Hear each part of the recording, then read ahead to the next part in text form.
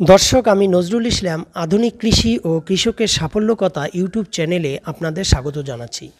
तो दर्शक आज के जे चाष निये आमी आलोचना करब सेटा हच्छे फक्सटेल मिलेट बा काउन।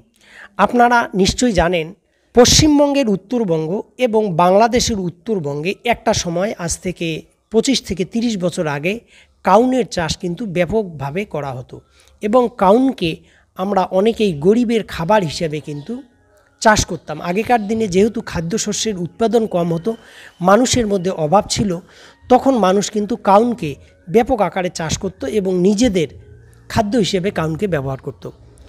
तो जाई होक काउन बा फक्सटेल मिलेट मानव शरीरे कतटा उपकारी एबं एटाके जदि आमरा निजेदेर खाद्य तालिकाय अंतत दिने एकबार राखते पारी ताहले आमादेर मानव शरीरे एई फक्सटेल मिलेट किभाबे उपकार करते पारे। आपनारा जदि यूट्यूबे आपनारा फक्सटेल मिलेटेर जदि आपनारा खाद्य गुण सम्बन्धे कोनो भिडियो देखते चान ताहले आपनारा देखते पारबेन।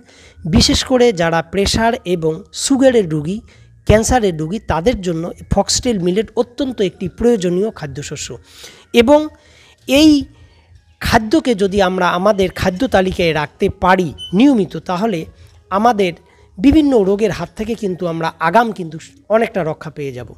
तो जाई होक एई खाद्यशस्य आमादेर एखाने चाषटा जे उठे गेछे तार अनेकगुलो कारणेर मध्य एकटी कारण हच्छे उत्पादन आमरा ठीकभावे करते पारी ना, अर्थात आमरा चाष जेभावे करी सेइभावे काउन चाष करे आमरा लाभेर मुख देखी ना। एछाड़ा एई काउनके खाद्य शस्य हिसेबे मानुष एकटा पर्याये मेने निते पारछिलो ना, यदिओ एई काउन किन्तु अत्यंत एकटी उपकारी खाद्यशस्य। तो যাই হোক আজকে আমি আলোচনা করব এই ফক্সটেল মিলেট বা কাউনকে আপনারা কিভাবে চাষ করবেন, কখন চাষ করবেন, কিভাবে চাষ করলে জমিতে আগাছা হবে না এবং সার ব্যবস্থাপনা কী রকম হবে, সেচ আপনারা কিভাবে দেবেন এবং এটা কত দিনের ফসল, এই বিস্তারিত বিষয়গুলো নিয়ে আমি আলোচনা করব। তো দর্শক, এই ফক্সটেল মিলেট বা কাউন বছরের বিভিন্ন সময়ে চাষ হয়ে থাকে পৃথিবীর বিভিন্ন জায়গায়। তবে আমাদের যে এলাকাগুলো, আমরা যে এলাকাগুলোয় বসবাস করি সেই এলাকাগুলোতে বিশেষ করে পশ্চিমবঙ্গে এবং বাংলাদেশে কাউন চাষ মূলত ফেব্রুয়ারি বা মার্চের 15 তারিখ পর্যন্ত কিন্তু করা হয়। তো যাই হোক, আমরা এই ফক্সটেল মিলেট বা কাউন চাষ করতে গেলে আমাকে প্রথমে কি করতে হবে, প্রথম যে জিনিসটা আমাদের করতে হবে, আপনি যে জমিতে কাউন চাষ করবেন সেই জমিতে কাউন চাষের ঠিক 15 দিন আগে আপনাকে জমিটাতে জল দিতে হবে। জল দিয়ে জমিটার মধ্যে পর্যাপ্ত রস নিয়ে আসতে হবে।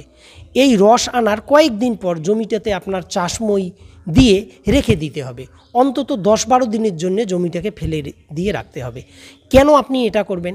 এটার কারণ হচ্ছে যেহেতু এই জমিগুলোতে বেশিরভাগ ক্ষেত্রে আমরা ধান চাষ করেছি, অর্থাৎ আমন ধান ছিল, ফলে আমন ধানের যে বীজ অর্থাৎ ধান প্রচুর পরিমাণ জমিতে কিন্তু পড়ে থাকে।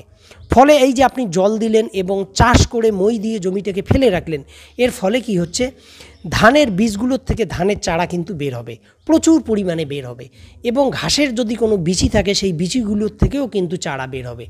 ফলে কি হচ্ছে, এই চারাগুলো যখন বেরিয়ে গেল তখন আপনি আবার চাষ দিয়ে আবার সুন্দর করে তৈরি করে তখন কিন্তু আপনি কাউন চাষ করতে পারবেন। এর ফলে কি হবে, জমিতে একদিক দিয়ে আপনি জমিটাতে রস চলে আসলো, আর দ্বিতীয়ত জমিতে যে আগাছাগুলো কাউনের সঙ্গে গজিয়ে উঠতো সেগুলো অনেকটা আগে গজিয়ে উঠলো এবং আপনার চাষের সঙ্গে সেগুলো মারা গেল। তো এই সুবিধাটা আপনি পাবেন। তো আপনি 1 বিঘার জন্যে অর্থাৎ 33 শতকের 1 বিঘার জন্যে আপনি 800 থেকে 1 কেজি পরিমাণ আপনি কাউনের বীজ আপনি ব্যবহার করবেন। তো জমিটা তৈরি হওয়ার পর কাউনের বীজ ছিটিয়ে দিয়ে আপনি মই দিয়ে জমিটাকে সমান করে দেবেন। তো এভাবে ফেলার ঠিক 12 ঘন্টা থেকে 24 ঘন্টার মধ্যে একটি আগাছানাশক আপনাকে ওই জমিটাতে স্প্রে করে দিতে হবে। মনে রাখতে হবে, কাউন ছড়িয়ে ছিটিয়ে দেওয়ার পর মই দিয়ে 12 থেকে 24 ঘন্টার মধ্যেই আপনাকে পেন্ডিমিথালিন 30% ইসি যে আগাছানাশকটি পাওয়া যায় এটি 15 লিটার জলে 40 ml মিশিয়ে আপনাকে স্প্রে করতে হবে। 15 লিটারই যে স্প্রেয়ারগুলো পাওয়া যায় এই স্প্রেয়ারগুলোর মোটামুটি 3 ড্রাম যদি আপনি স্প্রে করে দেন 1 বিঘা জমিতে তাহলেই কিন্তু যথেষ্ট। এর ফলে কি হবে, আগাছা জন্মানোর যে প্রবণতা সেটা অন্তত 90% কিন্তু কম হবে। তো যাই হোক, একটা জিনিস এখানে আপনাদের বলতে ভুলে গেছি, সেটা হচ্ছে আপনি যখন এই চাষটি করবেন তখন আপনাকে জৈব সার হিসেবে আপনাকে গোবর সার মোটামুটি 1 পিকআপ পরিমাণ আপনাকে পচা গোবর সার 1 বিঘে জমিতে দিতে হবে। এছাড়া রাসায়নিক সার হিসেবে আপনাকে দিতে হবে এসএসপি 25 কেজি, ইউরিয়া সার 10 কেজি এবং পটাশ আপনাকে দিতে হবে 7 কেজি।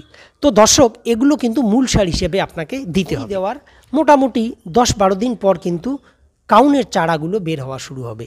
এই কাউনের চারাগুলো যখন বের হওয়া শুরু হবে, এই সময় কিন্তু আপনাকে খেয়াল রাখতে হবে, যেহেতু এই সময় বেশিরভাগ জমি ফাঁকা পড়ে থাকে। আপনি যে জমিটাতে কাউন চাষ করলেন তার আশপাশে হয়তো দেখবেন অনেক জমি ফাঁকা পড়ে আছে, সেখানে মানুষ গরু বাঁধবে, ছাগল বাঁধবে। সেখান থেকে কিন্তু ছাগল বিশেষ করে এই কাউনের কিন্তু ব্যাপক ক্ষতি করে এবং চারাগুলো খায়, এবং চারা খাওয়ার সময় কিছু কিছু চারা আবার উপরে চলে আসে, মানে উঠে আসে, ফলে চারার সংখ্যা কিন্তু জমিতে কমে যায়। আপনারা যে কাউনের ক্ষেত্রে ভিডিওতে দেখতে পাচ্ছেন, এখানে কিন্তু এই ঘটনাটিই ঘটেছে, অর্থাৎ বীজ ঠিকই ফেলানো হয়েছিল, কিন্তু এই চারা ছাগলে খেয়ে এবং গরু খেয়ে খেয়ে কিন্তু পাতলা করে দিয়েছে। তো যদি গাছ পর্যাপ্ত পরিমাণ থাকে, সেক্ষেত্রে কাউনের ফলন কিন্তু অনেকটা কিন্তু বেশি হয়, এবং সার ব্যবস্থাপনা এবং জলসেচ এগুলো যদি সঠিকভাবে দেওয়া যায়, তাহলে কাউনের ফলনটা কিন্তু বিঘে প্রতি 8 থেকে 10 মণ, এমনকি 10 থেকে 12 মণ পর্যন্ত কিন্তু ফলানো সম্ভব। তো যাই হোক, এভাবে আপনি কাউন চাষের পর যখন কাউনের বয়স মোটামুটি 25 থেকে 30 দিন হবে, এই সময় আপনাকে হালকা একটা সেচ দিতে হবে। হালকা সেচ দিয়ে এই সময় আপনাকে একটি আগাছানাশক স্প্রে করে দিতে হবে। দর্শক, এই কাউন চাষে কি আগাছা ব্যবহার করতে হয় এটা নিয়ে আমি অনেক জানার চেষ্টা করেছি, কিন্তু আমি খুব কমে জানতে পেরেছি।